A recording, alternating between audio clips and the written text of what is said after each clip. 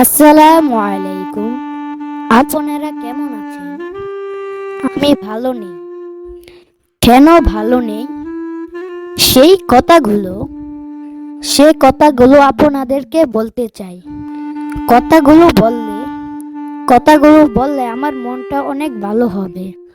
কথাগুলো না বলতে পেরে আমার মনে খুব কষ্ট। তাই প্রিয় বন্ধুরা, আপনারা আমার কথা শুনবেন। আমার নাম মোসাম্মদ আইরিন আক্তার।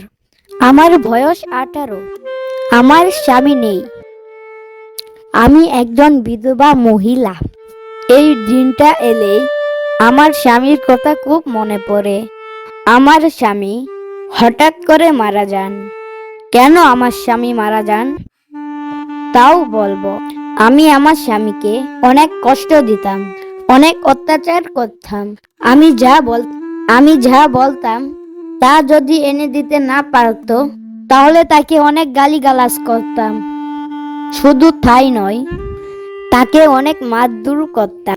কিন্তু আজ হাড়ে হাড়ে টের পাচ্ছি, স্বামী না থাকলে নারীদের কিছুই নেই।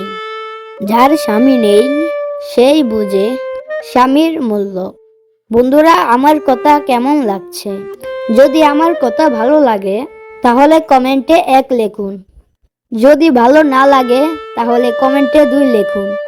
আমি একজন অবলা নারী। আমার সাথে কথা বলতে চাইলে কমেন্টে 3 লিখুন। মা ও বোনেরা, আপনারা আপনাদের স্বামীকে কষ্ট দিবেন না। স্বামীর মনে কষ্ট দিলে আল্লাহর গায়ে সয় না। তাই আপনারা কোনোদিন স্বামীকে কষ্ট দিবেন না। আমার স্বামী মারা গিয়েছে, এখন আমি বুঝি স্বামীর কি মূল্য। রাস্তায় বের হতে পারি না, লোকজন আমার দিকে হা করে চেয়ে থাকে। পুরুষেরা আমাকে ছিঁড়ে খেতে চায়। কোথাও গিয়ে শান্তি পাই না। সব জায়গাতেই আমাকে অত্যাচার করে। স্বামীর বাড়িতে শান্তি দেয় না, বাপের বাড়িতেও শান্তি দেয় না। যেখানেই যাই সেখানেই অবহেলা। এখন আমি কি করব? আমি কোথায় যাব? তাই বন্ধুরা, আমি এখন বুঝতে পারছি না আমি কি আরেকটি বিয়ে করব।